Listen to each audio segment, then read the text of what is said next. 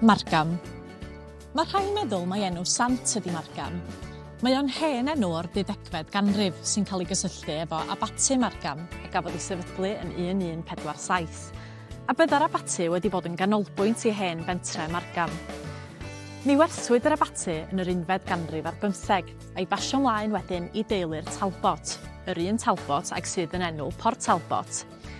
Mi gododd teulu'r Talbot blastig ar llaw a chynnwys yr abati yn rhan o'r stad. Erbyn heddiw, mae pentre gwreiddiol Margam wedi dod yn fwrdeistref i dref Port Talbot, ond mae parc gwledig Margam yn sefyll ar wahân, ac olion yr abati yn dal i'w gweld yma.